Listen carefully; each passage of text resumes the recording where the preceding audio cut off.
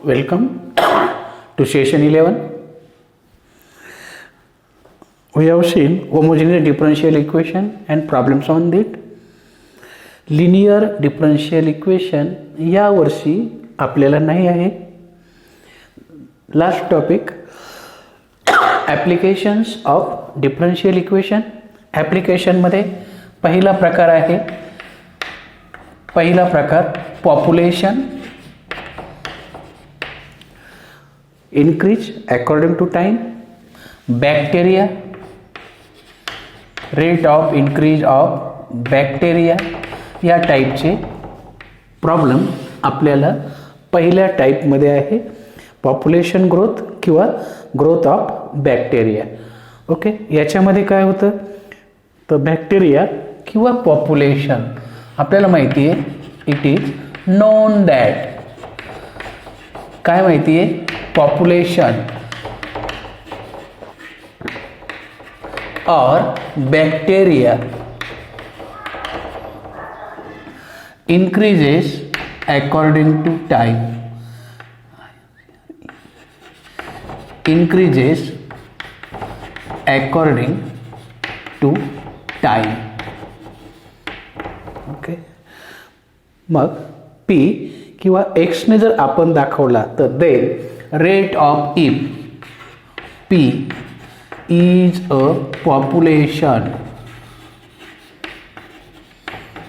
at time t, then rate of increase of population, rate of increase of population कशाने दाखवतो माहिती आहे ना, dp by dt and which is always proportional to population, initial population. कोणत्या प्रमाणात सुरुवातीला जर 1000 असेल तर त्याच्यात वाढ होते आहे, त्या प्रमाणात directly proportional to population at that instant. Okay, आणि मग आपण घेतो D P upon D T equal to K P, K proportionality constant. K काय आहे, प्रपोर्शनॅलिटी कॉन्स्टंट आहे. म्हणजे हा कॉन्स्टंट हा कधी असतो, के के पॉझिटिव्ह कशासाठी, ग्रोथसाठी, आणि के निगेटिव्ह कशासाठी, डीकेसाठी. कमी होणार असेल तर के निगेटिव्ह घ्यायचा, मायनस घ्यायचा, आणि जर ग्रोथ होणार असेल तर इथं पॉप्युलेशन बॅक्टेरिया किंवा पॉप्युलेशन इन्क्रीज होतो आहे म्हणून के पॉझिटिव्ह. तर हे झालं तुमचं डिफरन्शियल इक्वेशन. मग याच्यात व्हेरिएबल सेपरेट करायचे, d P upon p equal to k into d t, हे झाले व्हेरिएबल सेपरेबल फॉर्म. हा काय झाला, व्हेरिएबल सेपरेबल फॉर्म. आणि मग याचा घ्यायचा इंटिग्रेशन. व्हेरिएबल सेपरेट झाले की आपण काय करतो, इंटिग्रेशन घेतो दोन्ही बाजूचं. मग याचं integration 1 upon P D P equal to K constant आहे, डी टी प्लस सी. आणि मग याचं इंटिग्रेशन काय येईल बघा, 1 अपॉन पीचं integration log P equal to K T plus C. याचा बेस दिला नाही म्हणजे ई असतो. Am I correct? And that is equal to पीची किंमत बाय डेफिनेशन ऑफ लॉग, पीची व्हॅल्यू काय येईल माहिती आहे ना, E raise to K T plus c, E raise to K T plus c by definition of log. Okay, that is equal to e raise to K t into E raise to c, law of indices, x raise to m plus n equal to x raise to m into x raise to. हा पुन्हा constant आहे, हा एक constant आहे. E raise to c हा constant आहे. मग याच्याबद्दल आपण घेऊ दुसरा constant, C into E raise to K T. ही काय आहे, पॉप्युलेशन ॲट टाईम टी. ही काय आहे, population at time T, any time टीला ही काय करते, पॉप्युलेशन. तर असा हा प्रॉब्लेम सोडवायचा असतो. जसं पॉप्युलेशनचा तसाच बॅक्टेरियाचा, पी ऐवजी फक्त एक्स घ्या किंवा एन घ्या, तुम्हाला डायरेक्टली आन्सर मिळेल. आणखी एक कंडिशन, जेव्हा इनिशियल पॉप्युलेशन दिलेली नसते तेव्हा पी घेतलं की P0 ॲज्युम करा. एक्स घेतला x0 अज्युम करा, n घेतला n0 अज्युम करा, म्हणजे तुम्हाला प्रॉब्लेम सॉल्व्ह होईल. Let us try to solve problem on it. याच्यावरचा प्रॉब्लेम ट्राय करू म्हणजे तुमच्या लक्षात येईल काय करायचं आहे ते नक्की. ओके, बघा problem. If the population of a country doubles in 60 years, in how many years will it be triple? 3 पट होणार. 60 वर्षात डबल होते तर 3 पट अंदाजे किती वर्षात होईल? Under the assumption that rate of increase of population is proportional to the number of inhabitant. याच्यात बघा सुरुवातीची पॉप्युलेशन दिलेली नाही. ओके, एवढं काय दिलेलं आहे ते कळालं की बस प्रॉब्लेम खूप सोपा आहे.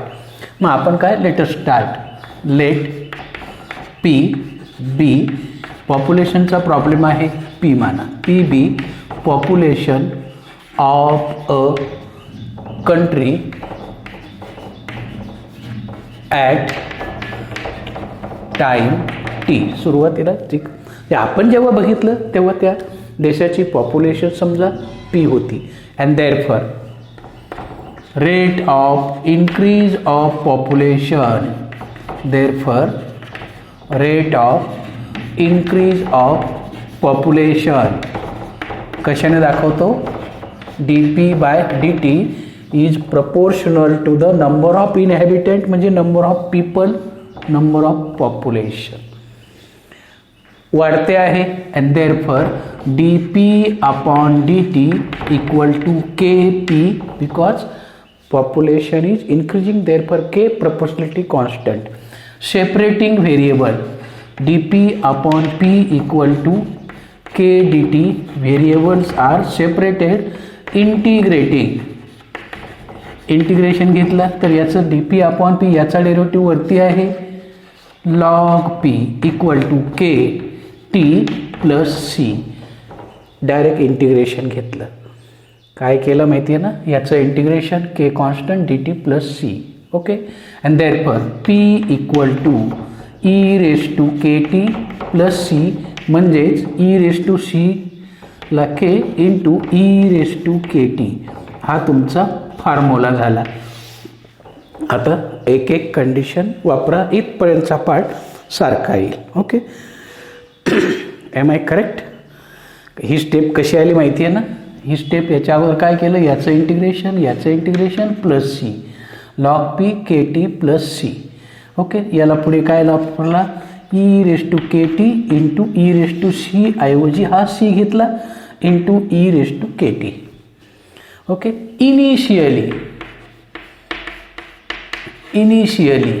इनिशियली म्हणजे जेव्हा सुरुवात झाली तेव्हा, जेव्हा कधी मोजायला सुरुवात झाली त्यावेळेला पॉप्युलेशन काहीतरी असेल ना, का झिरोची डायरेक्ट दुप्पट होणार? नाही होणार. मग ती पॉप्युलेशन आपण मानू P0 say initial population. And therefore from 1 एक नंबरमध्ये ह्या किमती टाकून द्या. पीचे पी ऐवजी काय झाली? पॉप्युलेशन P0 झाली. सी इंटू e⁻k आहे तसाच टी काय होता? 0.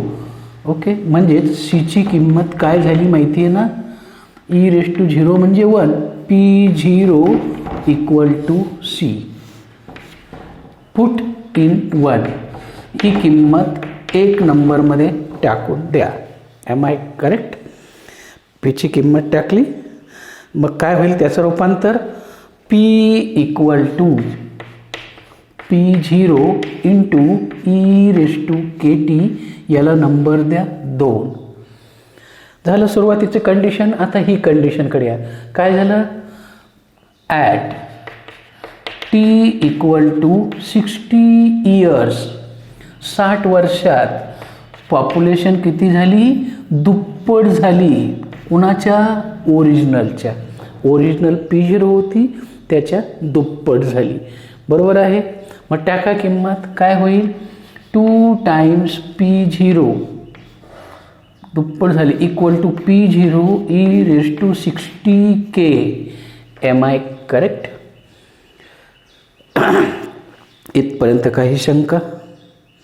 येस. आणि म्हणून मग जर ही किंमत टाकली तर याच्यावरनं बघा हा P0 तिकडे गेला तर काय होईल, e⁻60k ची किंमत काय मिळेल, 2 मिळेल. हा P0 दोन्हीकडचा कट होईल आणि ही तुमची दुसरी व्हॅल्यू. M I correct? इथपर्यंत काही शंका? ओके. आता तिसरी स्टेप काय विचारलं त्यांनी की पॉप्युलेशन ट्रिपल कधी होईल. ओके, पॉप्युलेशन ट्रिपल कधी होईल. मग पॉप्युलेशन ट्रिपल कधी होईल म्हणजेच काय, at t = population becomes 3 times P0. Okay, मग ह्या किमती कुठं टाकायच्या, फ्रॉम टू 2 नंबरमध्ये ही किंमत टाकून या, बघू काय होतं ते. मग आता 2 नंबरमध्ये टाकलं तर P ऐवजी काय घ्यायचं, पॉप्युलेशन किती झाली, तिप्पट झाली, P⁻e⁻kt. Am I correct? परंतु अडचण काय माहिती आहे, आपल्याला e⁻60k ची किंमत माहिती आहे. मग काय, दोन्हीकडचा P0 गेला, 3 = e⁻kt. M I correct? Time शोधायचा आहे. मग काय करणार, येस सांगता पुढची स्टेप. आता त्या 2 नंबरचा e⁻60k चा उपयोग कसा करणार बघा, कारण किंमत ही माहिती आहे, e⁻60k ओके इंटू 1/60, 60 इंटू घेतला, अपॉन घेतला, मल्टिपल अँड डिवाइड बाय पण कसा घेतला तो, पॉवर घेतला, 1/60t. बरोबर आहे का, बरोबर आहे का? नसेल तर आणखी एक मार्ग तुम्हाला सांगतो. इथपर्यंत आला, इथपर्यंत आपण आला. Okay, that is equal to ईच्या डोक्यावर आपल्याला 60 पाहिजे आहे का, नाही, 60k. ओके, हा टी आहे तसाच नाही म्हणून पुन्हा आपण काय केला, 60 घेतला. इथपर्यंत बरोबर आहे. ओके, मग आता याचं सिम्प्लिफिकेशन कसं करणार तुम्ही, एवढी स्टेप तुम्हाला कळाली की पुढचा प्रॉब्लेम कळून जाईल. त्यात याची किंमत तुमच्याकडे आहे, काय आहे, 2⁻t/60, 3 = am I correct? Taking log, मग log 3 = t/60 log 2. Am I correct? दोन्हीकडचा काय घेतला, लॉग घेतला तर काय होईल बघा, log of 2⁻t/60. एवढी स्टेप महत्त्वाची आहे, बाकी काही नाही. हा पॉवर पुढे येतो, t/60 log 2 ही आहे log 3. Am I correct? दोन्हीकडचा काय घेतला मी, लॉग घेतला, which is equal to t किंवा t/60. आपल्याला टीची किंमत काढायची आहे. मग हा काय होईल, log 3/log 2. log 3 1.0986 upon log 2 0.6912 equal to t/60. आणि म्हणून t = याला 60ने गुणा, 1.0986 × 60/0.6912. Am I correct? And which is equal to, याचं सिम्प्लिफिकेशन बघा किती येतं ते. काय करा, लॉग टेबल वापरला तर याला 60ने गुणायचं असेल तर गुणून घ्या, नसेल तर याचं सिम्प्लिफिकेशन एवढ्याचं जर तुम्ही लॉग घेतला पुन्हा त्याचा अँटीलॉग घेतला तर याचं ॲन्सर येईल 1.5894. कोणतं, एवढ्याचं ॲन्सर 60 × 1.5894 आणि यांचा गुणाकार ॲप्रॉक्झिमेटली येतो 95. जर लॉग टेबलच्या साहाय्याने बघितलं तर याचा ॲन्सर येतं पॉईंट, बघा लॉग टेबल असेल तुमच्याकडे तर 3646 दॅट इज इक्वल टू 95.4. याचाच अर्थ काय, 95.4 इयर्समध्ये ती पॉप्युलेशन काय होईल, ट्रिपल होईल. 4 मार्काचा प्रॉब्लेम आहे. ओके, 95.4 मध्ये होईल. लॉग टेबल असेल तर लॉग टेबलचा उपयोग करा. अगोदर हे सिम्प्लिफाय करा, नसेल तर सगळ्यात शॉर्टकट 60ने गुणून घ्यायचं.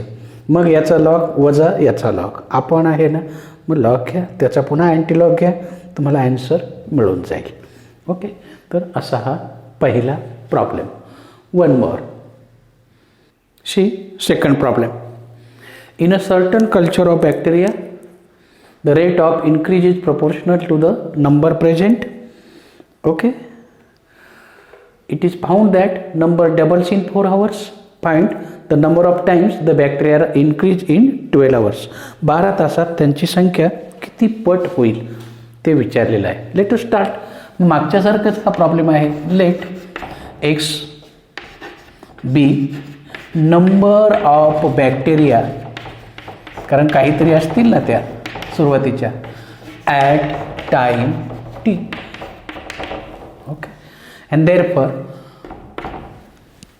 Rate of increase of bacteria, rate of increase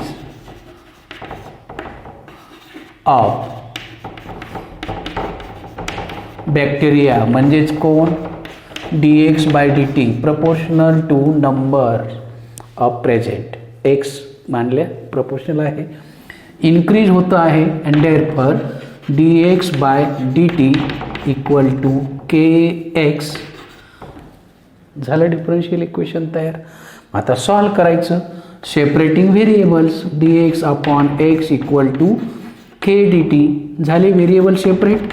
integrating process same आहे. मग याचं integration dx upon x equal to k constant 1 dt plus constant of integration c, and that is equal to log x equal to kt plus c. That is x equal to e raise to kt plus c, म्हणजेच e raise to kt into E raise to C, म्हणजे C E raise to K T. इथपर्यंतचा part same आहे. Okay, आता पुढची condition. Initially आपल्याला पहिल्यांदा सीची किंमत काढायची असते. मग इनिशियली ही इनिशियल कंडिशन त्याच्यासाठी, जेव्हा आपण सुरुवात केली त्यावेळेला एक्सची किंमत काहीतरी असेल की नाही. नंबर ऑफ बॅक्टेरिया समजा ती घेतली मी n, काहीतरी बॅक्टेरिया असतील, number of bacteria be n, and therefore n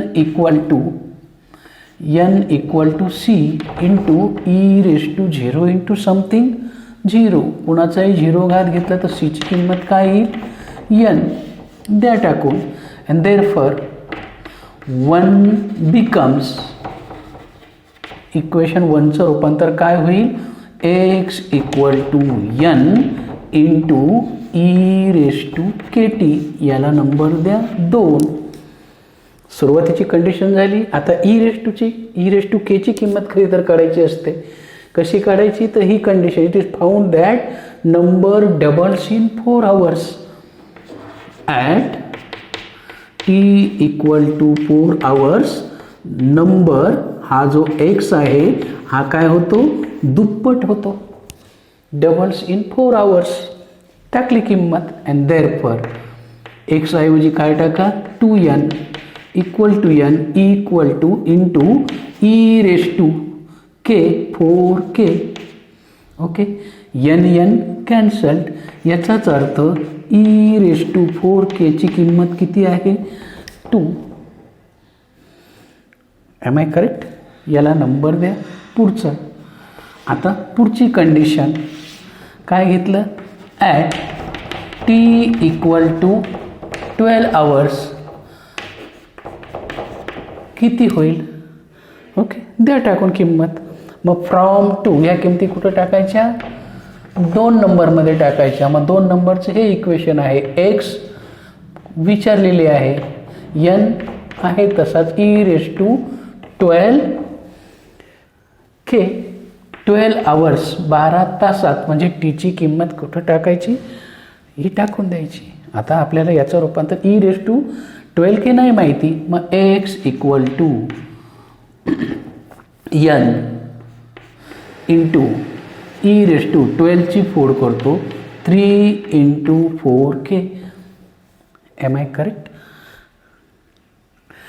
M I correct? कारण e⁻4k माहिती आहे, त्याचं स्प्लिटिंग केलं मी, which is equal to N into e⁻4k⁻3 असं चालेल का? x⁻m⁻n is same as x⁻mn. हा लॉ ऑफ इंडायसिस आहे, तो वापरला.